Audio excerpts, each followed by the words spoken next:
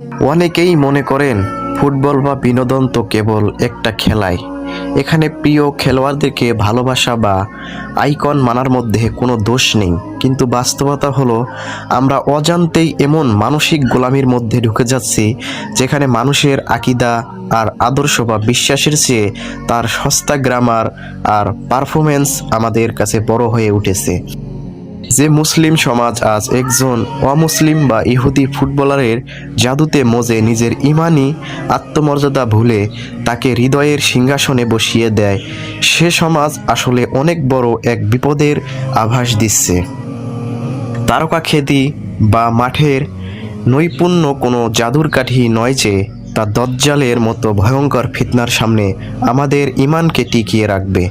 দাজ্জালের ফিতনা যখন আসবে তখন সে শুধু বল পায়ে জাদু দেখাবে না, বরং সে মৃত মানুষকে জীবিত করবে, আকাশ থেকে বৃষ্টি নামাবে আর এক হাতে জান্নাত ও অন্য হাতে জাহান্নামের লোভ দেখাবে।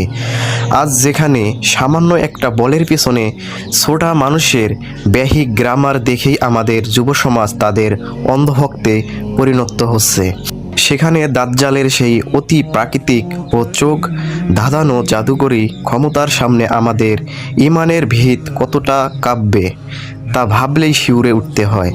এটি প্রমাণ করে যে আমাদের হৃদয়ের নিয়ন্ত্রণ আজ আল্লাহর ভালোবাসার চেয়ে দুনিয়ার মোহের কাছে বেশি বন্দী।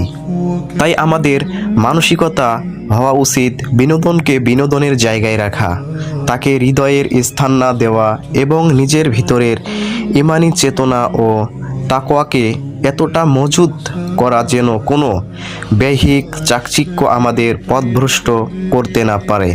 দাজ্জালের সে আসন্ন মহাসংকট থেকে বাঁচতে হলে আজ থেকেই আমাদের হৃদয়ের দেওয়ালগুলোকে সুন্নাহর আলোয় সুরক্ষিত করতে হবে। আগে আমাদের ভালোবাসার পাত্র ও আদর্শকে সঠিক জায়গায় ফিরিয়ে আনি, অন্তর আল্লাহর ভয় জাগ্রত করি, তারপর দেখব ইমানের এই শক্তি কিভাবে যে কোনো ফিতনার অন্ধকারকে দূর করে দেয়। হে মুমিনগণ, তোমরা ইহুদি ও নাসারদের বন্ধু হিসাবে গ্রহণ করো না, তারা একে অপরের বন্ধু। সূরা আল মাদিয়া। আমার প্রতিটা কথা শুধু সেলফ রিমাইন্ডার, কাউকে নসিহত দেওয়ার মতো যোগ্যতা আমার নেই। আমি নিজেই দিনের ব্যাপারে অনেক উদাসীন একজন মানুষ, তাই আমাকে দিনদার ভেবে নিজের মনে কষ্ট রাখবেন না। যদি আমার কোনো কথা আপনার অন্তরে সঠিক অনুভূতির জাগরণ ঘটে, তাহলেই সেটাই আমার জন্য বড় পাওয়া।